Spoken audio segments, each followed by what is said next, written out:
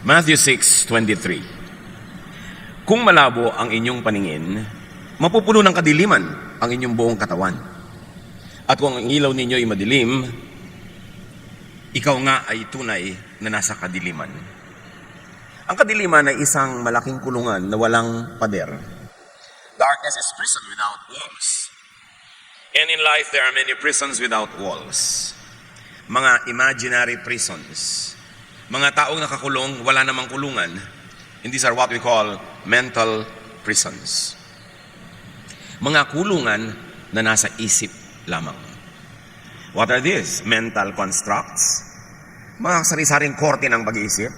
Thoughts, beliefs, and outlook that limit people. Marami mga tao hindi magawa ang dapat gawin kasi nakakulong ang isip nila. Napapaliit, napapakitid ang isip at pananaw ng ganitong uri ng mga utak. Napapakonti ang kakayanan, napapaliit ang mundo ng mga nakakulong sa mental prisons. Mental prisons, mga pananaw na nagkukulong ng isip na hindi bagay sa mga anak ng Diyos. Salamat po, Ama, dahil kayo ay Diyos ng kalayaan, Diyos na nagbibigay ng walang hanggang posibilidad sa inyong mga anak. Papaglinawin niyo po ang aming isip, makilala namin ang mga kulungan na nasa isip lamang at kami mapalaya ng kaliwanagan ninyo. Kayo po ang mangaral, pakalinisin niyo po kami, patawarin sa aming mga pagkukulang at ngayon ay basbasan na inyong karunungan. Kayo lang po ang mangusap. Gamitin niyo inyong lingkod, ngunit kayo ang mangaral, turuan niyo po kaming lahat sa inyo ikaluluwalhati, sa ikatataas ng iyong pangalan at sa ikatutupad ng layunin niyo sa aming buhay. We thank you, we praise you, Father, in the name of your Son, our Lord Jesus. Mental prisons, mga pananaw na nagkukulong ng isip. These are self-imposed limits. Mga taong wala namang tali ay kung makakilos ay parang nakatali. Mga taong wala namang mga rehas at mga sementong pader ay limitado ang kilos. Mga taong hindi naman talaga pinagbabawalan ay hindi makakilos ng malaya dahil akala mo'y bawal lahat. Anong uri ng mga pag-iisip ang nagkukulong sa atin? Isa na doon yung it can't be done. Sa mga nagsasabi laging, imposible. Hindi pwedeng gawin. Hindi pwede yan. At ang mga taong ito, usually, basta hindi abot ng utak, hindi abot ng pangunawa, o hindi abot ng kanilang doktrina at pananalig, imposible agad. Matthew 17:20, nang tinanong si Jesus sa kanyang mga alagad, bakit hindi po namin magawa? Ang dapat sana'y nagawa na namin.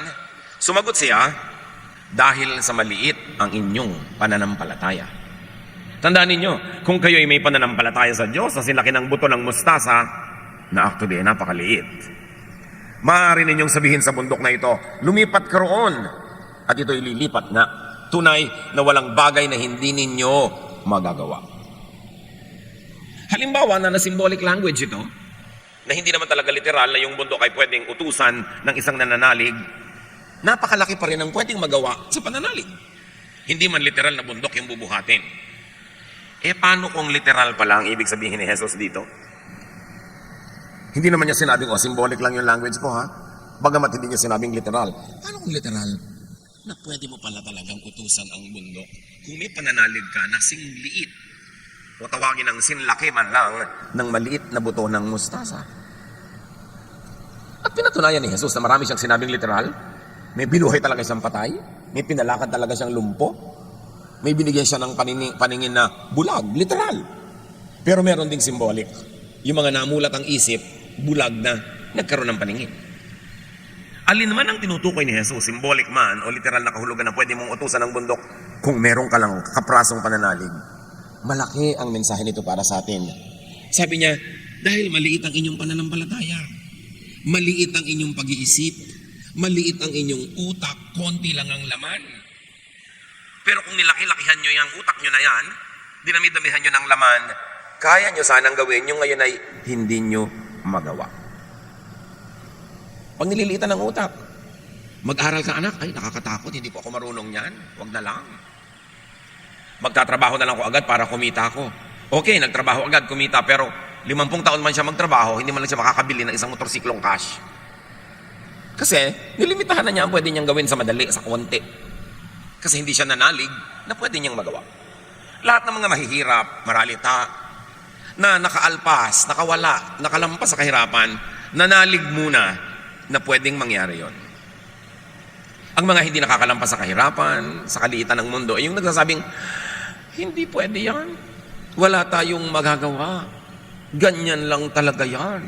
Pagka ganun ang pananaw mo, ikaw yung walang pananalig, sabi ni Jesus, huwag kang umasa na may mangyayari sa buhay mo. Ang liit-liit ng pananalig mo Kasi ine-expect mo, lalaki yung mundo mo. Sabi niya, ang liit ng inyong pananalig. You have very little faith. Now, faith moves the hand of God. So kung malaki yung faith mo, wala ka mang kayang gawin sa iyong sarili, pwede magkaroon ng miracle. Because faith moves the hand of God. So you see, kung sa loob ng isip mo ay meron kang pananalig, may kapangyarihan ka, kasi pwede mo ngayong palakarin ang kamay ng Diyos para gawin ang hinihingi mo dahil naniniwala ka. Sabi niya, ask and you will receive. Ngayon, ipagpalagay na yung faith is not asking for a miracle. What else can faith do? Faith moves the believer into action. Pag nananalig ako na matatapos ang aking pag-aaral, kahit ang hirap-hirap namin, mag-e-enroll ako ngayong SEM, kahit wala ako nakikita magiging baon ko, wala ako nakikita magiging pambili ko ng mga project materials, meron akong faith, it will move me into action. And action, practical, moves into growth. So, nung bayaran na ng first exams, biglang may nahiraman ako, o may nagbigay sa akin, o kumita ako, at naniwala akong tama yung ginawa ko, nag-enroll ako. And that gives me growth. Lumalaki yung aking mundo, lumalaki yung pananalig ko. Dahil nanalig ako sa konti, napatunayan kung pwede mangyari, ngayon kaya ko nang manalig sa mas malaki-laki. At dahil kaya ko nang manalig sa mas malaki, this faith moves to enablement. Nagkakaroon ko ng kapangyarihan. And of course, enablement, when continuously repeated, leads to accomplishment. And in that case, natapos mo ang kurso mo, natural cause, hindi miracle. So dalawa ang pwede mangyari sa isang taong may pananalig. Maghimala ang Diyos, o kaya ay dahil sa pananalig mo, marami kang ginawang tama, nagkadugtong-dugtong, ang ending, nangyari din yung gusto mong mangyari, na walang himala. Hindi mo naman kailangan lagi ng himala. Kasi merong natural power na ibinibigay ang Diyos sa'yo, at sa mga taong nakapaligid sa'yo para katulungan, para yung kailangan pa ng himala ay magawa rin kahit walang himala. At yung paggawa ng walang himala ay isa ring himala. Kasi biruin mo, dati hindi ka naniniwalang mangyayari, tapos nangyari, di himala rin yun. Kaya lang merong practical, scientific explanation kung paano nangyari. Mark 10:27. Tiningnan sila ni Jesus at sinabi sa kanila, hindi ito kayang gawin ng tao. Ngunit hindi ito imposible sa Diyos. Sapagkat ang lahat ng bagay ay kayang gawin ng Diyos. So pwedeng maghimala para sa iyo ang Diyos, at pwede ding maghimala sa pamamagitan mo ang Diyos. Na may nangyari na wala kang participation, himala yun, pero mas madalas may nangyayari, ginagawa ng Diyos sa pamamagitan ng iyong pagsunod, ng iyong pananalig, ng iyong disiplina sa sarili, ng iyong pagsisikap. Himala rin yun, kasi Diyos din ang pinagmulan, pero dumaan sa iyo. Yung na-bypass ka, miracle ang tawag doon. Both cases, works of God. 2 Chronicles 15:7. Magpakatatag kayo at huwag masiraan ang loob. Gagantimpalaan kayo dahil sa inyong mga ginagawa. Nakita ninyo? Dahil sa inyong mga ginagawa. Ang hirap-hirap po namin, paano po kaya kami aahon? Dapat may gawin ka. Kasi yung pag-ahon mo sa hirap, gantimpala dahil sa iyong ginagawa. Ngayon, yung walang ginagawa, huwag kang mag-umasa na may mangyayari sa buhay mo. Hindi ka naman paghihimalaan nun. Ang himala nga dahil sa sobrang faith. Yung walang ginagawa, walang faith yun. Sabi niya, baliwala rin niya kahit sikapin natin. Kahit anong gawin natin, mahirap pa rin tayo. So wala na lang tayong gagawin. Hindi na magbabago ang mundo, ganyan na lang talaga yan. Wala talaga mangyayari. Galatians 6:9, huwag tayong mapagod sa paggawa ng mabuti. Sapagkat pagdating sa takdang panahon, tayo ay aani kung hindi tayo susuko. Sinong umaani? Yung hindi sumusuko. Sino ang hindi sumusuko? Yung may pananalig na ang ginagawa niya ay may mabuting pupuntahan. So, kilalanin, takasan, wakasan yung kulungan na it can't be done. Gaano karami sa mga gusto niyong gawin sa buhay ang hindi niyo na ginagawa dahil sinasabi niyo imposible, it can't be done, hindi talaga mangyayari. Ang pasimula ng pangyayari noon ay yung maniwala kang pwede, tapos gagawin mo ang lahat, hindi ka susuko hanggang hindi natutupad yung gusto mo mangyari. So merong interaction, may participation, may correspondence, ang langit at ang lupa, ang Diyos at ang tao sa paggawa ng mga dakilang bagay. Another mental prison, it must not be done. Yung isa hindi pwedeng gawin, meron namang kulungan, hindi dapat gawin. Nanay, mamimili na po ba ako ng ititinda nating puto bongbong? Hindi Pasko, hindi dapat gawin. Meron ako laging pinapabilhan ng puto bongbong sa Taguig. Pag nagpapabili ko ng Enero, wala na kasi hindi na Pasko. Bumibili pa ako. Hindi dapat, pang Pasko lang ang puto bongbong. Pero yung kulungan ng utak yon. Sa Japan, hindi kayo makakakain ng sukiyaki pag hindi winter. Kasi nakakulong ang utak nila, sukiyaki is winter food. Dito sa Pilipinas, kahit tagaraw, makakakain ka. Kasi hindi tayo nadamay sa kulungan ng utak ng mga Hapon tungkol sa sukiyaki. Ano mga kulungan ng utak nyo na hindi dapat gawin? Kumain po tayo ng sotanghon. Walang lamay. Hindi pwede. Panglamay yan. Kulungan. Sino naglagay ng kulungan na yon? Dola mo siguro kung sino man, tapos binana mo. Yung mga kulungan na it cannot be done is out of fear. Out of ignorance. Merong isang restaurant ng tindahan ng pagkain ng manok dyan sa corner EDSA and Crossing sa Mandaluyong. Air condition, ang ganda-ganda. Mura lang yung pagkain. Walang pumapasok. Nanay, kain po tayo doon. Hindi pwede, mahal yan. Bakit yung po na lamang mahal? Kita mo aircon. Mahal yan. Magaganda yung mga plato. Nakahalata yung tindahan. Walang pumapasok. Tinanggal niya yung aircon. Pasok lahat ng alikabok, usok. Ang daming kumain. Same price. Yung mga it must not be done, bawal. Yung mga tao, pag may nakita magandang lobby, magandang lugar, magandang tindahan, pumasok tayo, baka bawal, nakatsinelas lang tayo. Diba? Di maghubad po tayo, magyapak tayo, hindi nung sabing bawal nakayapak, bawal lang nakatsinelas. Bawal nakasando, di maghubad ka. Hindi naman sabing bawal hubad bawal lang yung sando. Mga pampalimit ng utak. Hindi mo pwedeng gawin yan, may magagalit. Merong maganda, gusto mong tingnan na display, baka magalit yung tendera. Mukhang mahal, huwag tayong pumasok. Meron, lapitan mo na yung nasa information, mukhang suplado, huwag na lang. Yung, hindi naman niya sasayang, suplado ako, huwag kang lalapit sa akin. Pero ikaw na yung nag-isip, ikaw ang nagkulong sa utak mo, nagtali sa kamay mo, kaya kaalipin. Kasi nakakulong ang utak mo. At ikaw ang nagkukulong, walang iba. Pag nakakita yung mga tao ng mga carpet na pulang maganda, ayaw tapakan, baka pang mayaman. At lalo na ito, bawal sumaya, magagalit ang Diyos. Ang dami-daming kasiyahan na hindi ginagawa ng tao dahil baka magalit ang Diyos. Hindi naman pala nagagalit ang Diyos. Simbahan lang pala yung nagagalit. Dapat ihiwalay nyo yung mga sinasabi ng simbahan at sinasabi ng Diyos. Hindi lahat ng sinasabi ng simbahan galing sa Diyos, mga 80%. Iniimbento yun ng simbahan para madali ang crowd control, para madali ang koleksyon, para ang mga tao ay masunurin, pero hindi galing sa Diyos. Kaya dapat binabasa nyo yung Biblia mag-isa, hindi lang yung kung ano ipakain sa inyo galing sa pulpito. Kasi maraming bawal. Hindi naman bawal ng langit, bawal lang ng simbahan para dumali ang administrasyon. It's a sin. Pero hindi naman pala. Akala ng tao sins.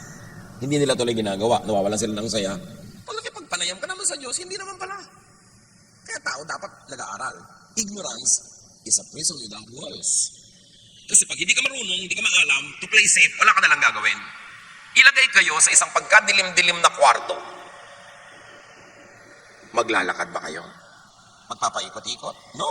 Kasi baka kayo mahulog, baka kayo maipit, baka kayo maiwa, hindi na kayo gagalaw. At ganun ang ginagawa ng kamangmangan. Ang mga mangmang walang ginagawa sa takot na may magawang mali. Kaya ang mga reliyon, sobrang namumulaklak sa mga bayang ang mga tao ay mangmang. Kaya dapat aaral ang mga anak ng Diyos, dapat mas marunong, mas mabuti. So that you can engage the Word of God, you can engage doctrines and reason out even with religious leaders.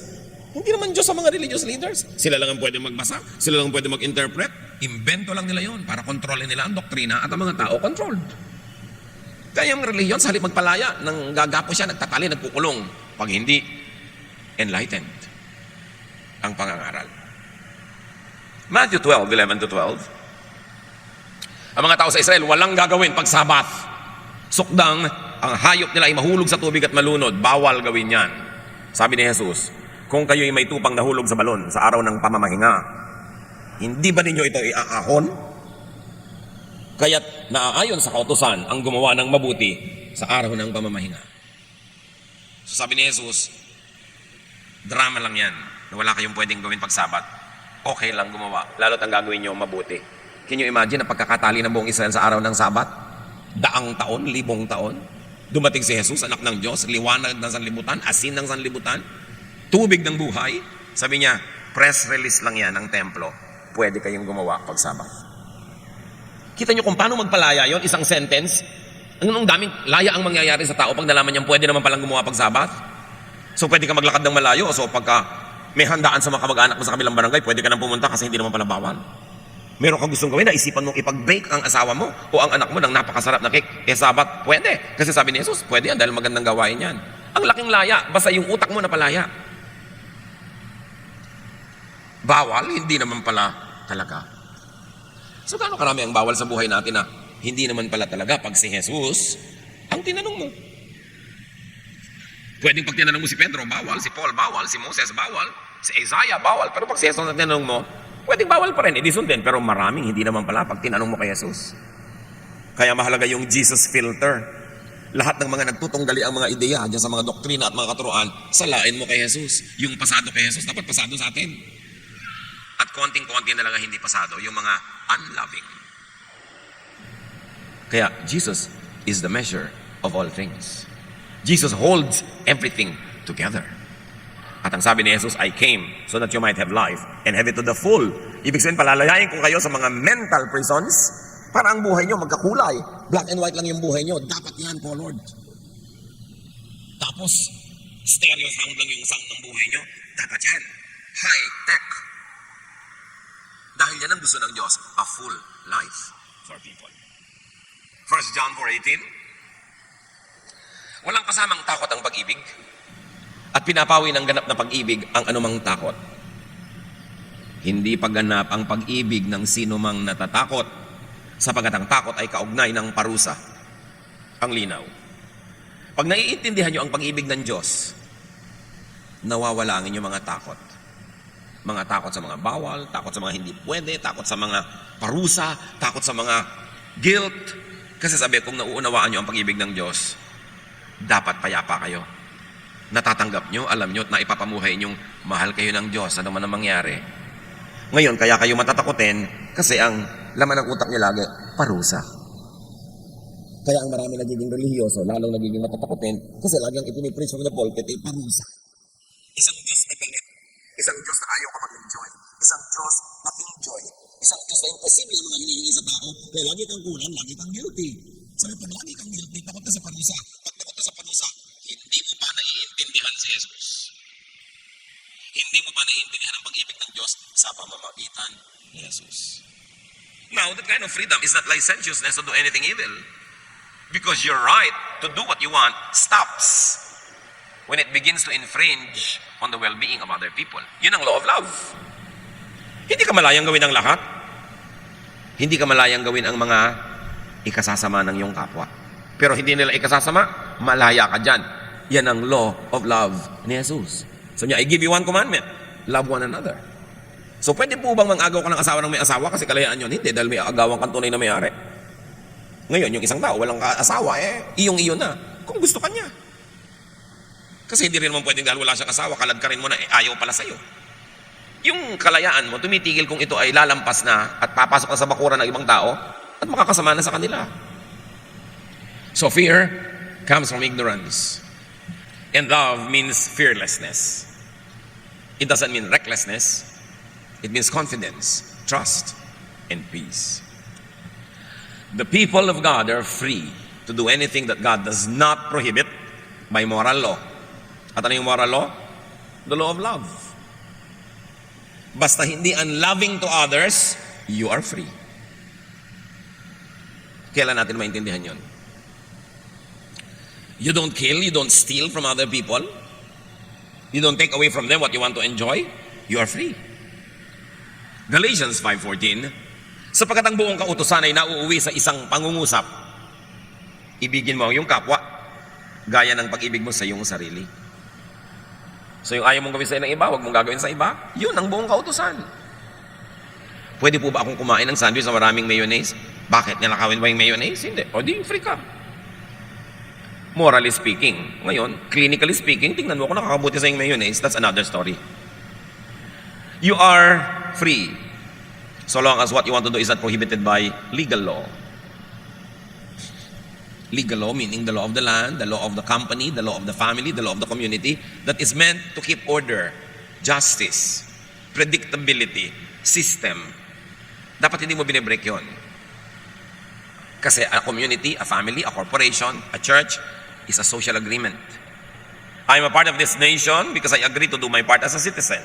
I am a part of this family, of this community, of this church because I agree to do the parts of responsible members so that there will be harmonious relationship and there will be a way to address grievance and there will be a way to solve problems in a decent, least damaging way. Kaya may pananagutan tayo sa ganung mga bagay. The people of God are free to do anything that is not prohibited by God's natural law. And I want you, church, to understand this very well. Natural law could be the purest law of God that is known to man. Yung mga moral law, mga religious laws, kung kani-kanino lang komite dumaan yan, kung kani-kaninong doktrina dumaan yan, kung sino-sino na ang mga nagsabi na ito ang tama, ito ang mali.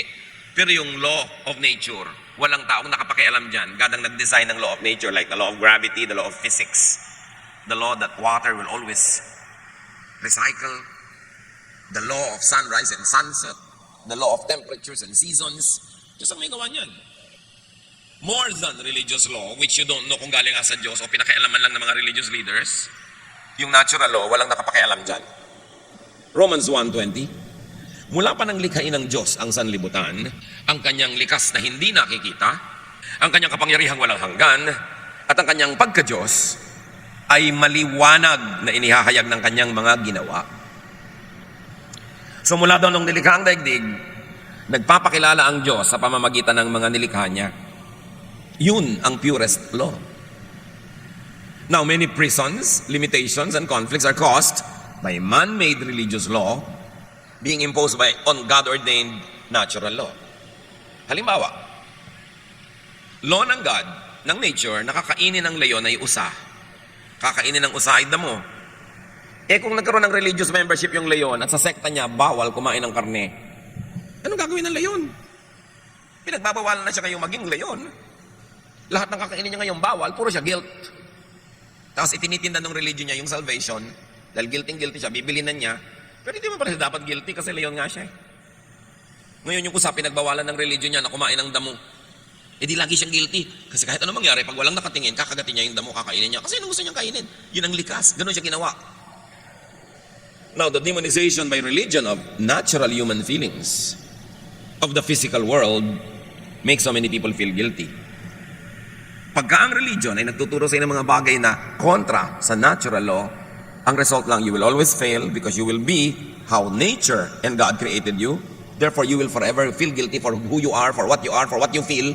Samantalang, yun ang likas na gawa sa inang Diyos. Kakontra ng itinuturo ng religion. Bakit kaya nagkaganon-ganon ng religion? Because over time, to create order in society, para magkaroon ng predictability, magkaroon ng system, maraming ipinagbawal in the name of God para lang magkaroon ng system. Pero yung mga system na yun at mga bawal dapat nagbabago over time kasi nagbabago ang dynamics ng isang society, nagbabago ang paraan ng pamumuhay, ang pakipagtalastasan ng mga tribe to tribe, nation to nation, nag-a-adjust dapat yon. Kasi mga bawal ng tribal level ng iyong sibilisasyon, may iba na dapat kung cosmopolitan level na yung civilization. At kahit sa Bible, ang daming ganun. Nung araw, yung mga patriarchs allowed na maraming asawa. Nung New Testament, isa na lang. Nagbabago, nag-a-adjust sa mga katotohanan ng buhay. But religion thrives on conservatism. Kaya yung mga bawal 2,000 years ago, ipagbabawal pa rin sa iyo ngayon, na ibang-iba na yung reality, you always end up guilty. And you create mental prisons that limit your mobility, that limit your growth, and limit your development as a full person of God. Kaya, ang nangyayari, nagbabalat kayo ang mga relihiyoso. Kunwari, nasusunod nila yung pinagbabawal na hindi naman talaga pwedeng sundin. Pag tinuos mong, tao ako, hindi ko pwede sundin yan eh. Parang inutusan mo na ako maging tao. Gawin mo na ako anghel ngayon. Para masunod ka na, tao pa nga ako. Paano ko susundin lahat? Yung pala naman, yung pagbabawal at yung paraan ng pagbabawal ay hindi naman galing sa Diyos. Kasi kami, natural law. You look at yourself and you see how God created you. That is your natural law. And when religion tells you to go against your natural self, you will only feel guilty and miserable. Galit si Jesus sa ganyan. Mga pagkukunwari. Matthew 15, 7 to 9. Kausap ni Jesus sa mga religious leaders. Sabi niya, you hypocrites. Isaiah was right when he prophesied about you. These people honor me with their lips, but their hearts are far from me. They worship me in vain. Their teachings are merely human rules. Nakita niyo sabi ni Jesus, tama si Isaiah. Sa Tagalog, sabi niya, mga mapagkunwari. Tama nga ang sinabi ng propeta Isaiah tungkol sa inyo. Ang paggalang sa akin ng bayang ito ay pakunwari lamang sa Israel yun. Sapagkat sa bibig at hindi sa puso ito bumubukal. Walang kabuluhan ang kanilang pagsamba. Sapagkat itinuturo nilang galing sa Diyos ang kanilang mga utos. Jesus saying this. Sabi niya, kayo mga relihiyoso, mga ipokrito kayo, mapagkunwari, mapangimbot, mga peke. Turo kayo ng turo na hindi naman galing sa Diyos. Iniimbento niyo ang mga doktrina. Nagpapahirap kayo sa mga tao. Nagdurusa sila. Kaya sabi ni Jesus, woe to you, Pharisees. You travel overland and see to win a single convert. And when you are able to do so, you turn that convert into a son of hell twice as bad as you are. Ganun yun. You shut the kingdom of heaven from people. You don't enter the door to heaven. And you don't allow people to enter.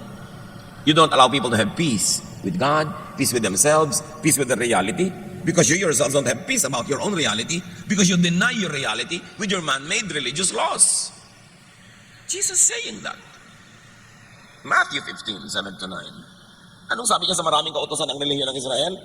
Invento lang yan ng tao, hindi yan galing sa Diyos. Mga ipokrito kayo. Ang tataas ng turo nyo, mga imposible. Tapos sa publiko, nagpe-pretend kayo na susunod nyo. Pero in real life, hindi. So kawawa ang turuan nyo dahil sila mauobliga mag-pretend. Dahil nakikita nagpe-pretend kayo, akala abnormal sila pag totoo sila sa sarili. So magpapanggap sila. Sabi, pinapahirapan nyo tao. Pinapabigat yung buhay nila. Sabi niya, come to me all of you who are tired. Tired of the Pharisees. Tired of all the pretense. I'll give you rest. My yoke is easy. My burden is light. My spirituality is doable. It is user-friendly. Sabi ni Jesus, huwag kayo sa kanila makinig. Come to me and I'll give you rest. Rest from prisons of the mind. Mga tanikalang inimbento ng ating mga tradisyon, mga dati ng paniniwalang hindi natin sinusuri, nilululo na lang ng buong buo kahit hindi masarap at kahit kung minsan nakakalason. Followers of Jesus are free to be human and to be humane. Hindi katulad ng itinuturo ng mga Pharisees. Pagka may lumabag sa utos ng Diyos, batuhin nyo hanggang mamatay. Pag hindi mo ginawa yon, hindi ka masunurin sa Diyos. You are not free to be kind and to be humane because you are obligated to be cruel in the name of God. That's why Jesus came to correct all that. Another mental prison, nakakahiya. Singilin mo na yung may utang sa iyong mami kasi kailangan ko ng pang-enroll. Nakakahiya namang singilin. Dapat ang nagsasabi ng nakakaya yung hindi nagbabayad. Nakakaya, hindi tayo nagbabayad. Pero wala pa ako narinig yatang ganon. Ang nahihiya yung maniningil. Sabihin mo, hirap ka na. Nakakahiya. O nakalimutan ka na ng promotion, lahat ng bago na promote, naiwan ka na, sa madalang sipag mo, ang galing mo. Nakakahiya. Kulungan. Alam niyo mga mahiyain, preso yan. Mga nanay, kung preso kayo, dahil mahiyain kayo, palalakihin niyo ang mga anak niyo rin sa preso. Kasi yung mahiyaing nanay, mahiyaing tatay, may gagawin yung anak, wag nakakaya anak. Dito ka sumama ka sa akin sa kulungan, dali magsiksikan tayo dito.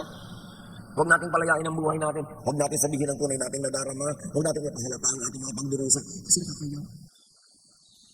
Huwag tayong humingi ng overtime pay kahit na sobrang overtime work. Nakakaya. Kaya sinisal sa kanyang sulat sa mga kababayan ng Manolos. Sila niya, pinupuri ko kayo dahil gusto yung mag-aral ng wikang Kastila. Dahil sa wikang Kastila, nakasulat ang mga libro. Therefore, pag nakapagbasa kayo niya, lalayaan yung utak. Kawawa ang isang bayan na mga ina ay walang ginagawa kundi sabi niya ganon, magluluhod, magdadasal, humingi ng mga himala na hindi naman nangyayari. Magsuot ng mga libaging kalmin at mga kwintas-kwintas. Sabi ganon, kawawa ang mga anak ng mga ina na ang utak ay alipin. Sapagkat ang inang alipin ay magpapalaki lang ng mga alipin ding anak. Kaya mga ina, tungkulin yung palakarin palawakan ng isip at tatay. Kasi pag maliit ang utak ng magulang, eh dililitin ang utak ng anak. Liban na lang kumawala sila at gumawa ng paraan na matuto sa iba. Kaya mga alipin, nagpapalaki ng aliping anak. Ang mga dusta, nagpapalaki ng dustang anak. Because you produce your own kind. Kaya pag kami mga gusto na mag-asawa, hindi mo lang itatanong, may trabaho ka na ba? May hanap buhay ka na ba? Kundi, ang utak mo ba lumalaki? Rumurunong, dumadami ang laman. Bakit mo po kailangan pa yung utak? Magkakaanak ka eh.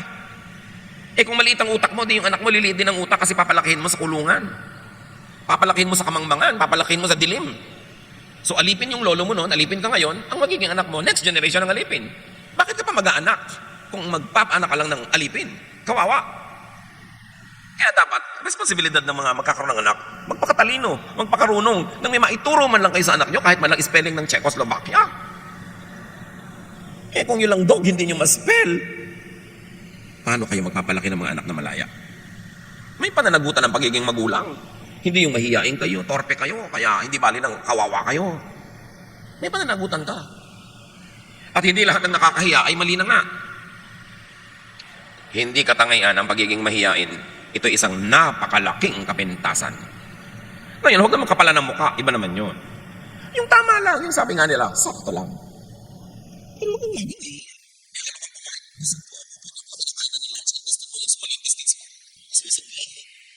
Nahihiya ka kumain, inalo ka nga. At marami pa, papakainin mo, hindi uubusin. Parang sayang. Pag di mo inubos, baka mapagkamala kaming patay gutom. Eh, hindi nga ba? Kainin mo na lahat. Ganon din yun. Magsasayang ka pa dyan dahil nahihiya ka. Ang dami-daming arte ng mga mangmang na dapat hindi ganon kung matuturuan lang. Kung matatapunan ng liwanag ang madidilim nilang isip, sila ang makikinabang. Dapat nag-aaral, nag-observe. Hindi dapat mahiyain. Hindi torpe. Hindi yung lagi ka nalang lugi. Yung pag kami 10 tao na nag-agawan sa 9 na pakwan, isa lang ang hindi magkakaroon, ikaw yun. Talo lagi pag mahiyain. Nasa tapatan niya, ayaw pa niyang agawin kasi parang gustong agawin ng katabi niya. May magulang ba kayong ganyan? Di ba lagi kayong lugi? Lagi kayo walang kakainin, kayo walang pera, kasi mahiyain. 2 Timothy 1:7, sapagkat ang espiritong ibinigay sa atin ng Diyos ay hindi espiritu ng kahinaan ng loob, kundi espiritu ng kapangyarihan, pag-ibig, at pagpipigil sa sarili. So you see, may pagpipigil din sa sarili kahit malakas ang loob. Ibig sabihin, hindi ka naman yung recklessly shameless. Pero pag kailangan gagawin, pag kailangan sumasagot, basta polite. Ang mga bata, turuan yung sumasagot sa magulang. Basta polite. Hindi, huwag ka sasagot. Pinalaki mo hindi sumasagot. Kaya nung malaki, nire-rape na ng iba, hindi pa rin sumasagot. Ginagahasa na, pakiusap po sana kung inyo pong mamarapatin. Dahil pinalaki mong mangmang at dungo. Pagka dapat lumalampas na sa dapat na hindi lampasan, eh tumatapang na dapat ang anak nyo. Kaya maraming batang naabuso ng iba. Kasi sobrang natin pinalaki sa po at opo. Halika anak, alipinin kita, opo. Hindi lahat ng sagot dapat opo. Meron dapat sagot na, hindi po. Ayoko po. Pwede dapat yun. Turuan yung mga bata ng ganun. Huwag kayong magpalaki ng mga alipin. Kawawa sila. At kung sa pagsagot sa magulang, pwede mong bigyan ng mga anak na, anak, pag sinabi ko sa iyo, napupunta tayo sa lamay ng tiya mo, hindi kita tinatanong kung gusto mong sumama. Sinasabi kong, pupunta tayo. It's a command. You say yes. Pero pag tinanong kitang, gusto mo bang sumama sa lamay ng ninang mo? Ibig sabihin, option ka to say no. Kaya mo sa pagpapalaki ng mga bata, mga kapatid, may mga tanong kayo, may mga ipapagawa kayong alam nilang may option to say no. Para nakakapag-practice sila mag-no. At meron mga hindi pwedeng mag-no, huwag yung tanongin. Utusan nyo. At alam nila yun na may inuutos kasi kailangan, meron namang binibigyan sila ng laya na tumanggi dahil pwede naman. At pag ganun, hindi naman sila magiging rebellious. But you've got to give kids options. And the option to say no must be taught at home. Kasi sa school nga, hindi ka na pwede mag-no. Lalo mga religious schools. Halos sa mga graduate, mga robots. Kaya lagi sabi, gusto ko pong ipasok ang anak ko sa isang religious school. Ito, yakin mo na progressive yung approach. Kasi maraming religious school, ang graduate, robot. Pagkatapos, pag valedictorian ka, kahit hindi religious school, usually, pag nag-reunion kayo 20 years ago, hindi ikaw yung mayaman. Hindi ikaw yung maraming nagawa. Kasi sa schools natin, alam niyo kung sino yung honor lagi? Kung sino yung laging may medalya? Ano ba mga award? Most courteous. Diba? Most polite. Yung most punctual. Most obedient. Most cooperative. In other words, yung pinakamadaling kontrolin at pasunurin, yun ang may award. Sa tunay na buhay, hindi yun ang makaka-accomplish sa maraming bagay. Yung mga creative, yung mga lumalabas sa kahon, yung nag-iisip ng kung ano-anong mga kababalaghan, yun actually mga nakakagawa ng maraming mga accomplishments sa buhay. Kaya usually sa mga batch nyo sa high school, batch nyo sa college, 20 years later, ang nagyamanan, ang nagkaroon ng maraming mga nagawa, hindi yung mga honor. May mga honor din, may mga nagawa. Nakakatanggap sila ng employee award, 20 years loyalty to the company. Walang absent, walang late. Ganun mga klaseng mga honor. Pero don't expect them na may naiimbentong iba, may nagkagawang sistemang iba. Usually, ang nakakagawa na yung mga pala absent, yung mga bagsak-bagsak. Hindi ko naman sinabi magpakabagsak-bagsak kayo dyan. Pero ang sinasabi ko, ang nire-recognize lagi ng relihiyon, ng eskwelahan, ng society, yung madaling kontrolin, yung robot. So, hindi lahat ng award na ibinibigay ng lipunan, yun na nga ang tamang dapat ibigay. Dapat may award for creativity, for standing out of line, for getting out of the box. Kasi yun ang makaka-accomplish ng maraming bagay. Meanwhile, dapat mga 3% lang lipunan yun. Yung 97 dapat talaga cooperative, punctual, kasi para umandar ang lipunan. May system. Pero huwag yung pagpakamatayan na yung mga anak nyo lagi maging honor. Kasi honor for what?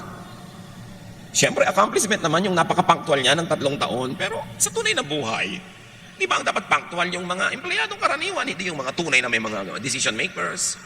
So dapat isipin natin to get out of this cycles of imprisonment. Another mental prison, mahirap gawin yan.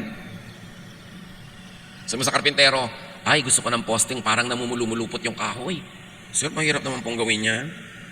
Anong gusto mo madali? Umuwi ka sa inyo, matulog ka, madali yun. Yung mga taong hindi umaasenso, yung mga taong ay mahirapan, may ipinapagawa ka, ay mahirap po yan, sir. Ang gusto lagi madali. O kaya sabihin nila, we cannot do it. It has never been done before. Dapat ang ginagawa mo, what has not been done before para dumami ang pwede natin gawin.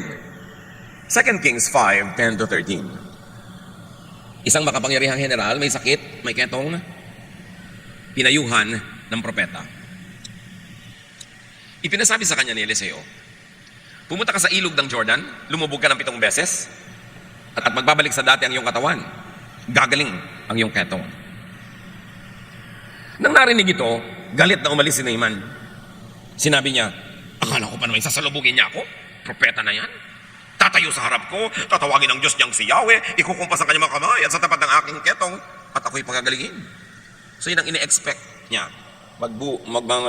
Mamamburambo, budo-budo, yung propeta para siya gumaling. Kaya sabi sa kanya, pumunta ka sa ilog ng Jordan, ilublob mo sarili mo 7 beses.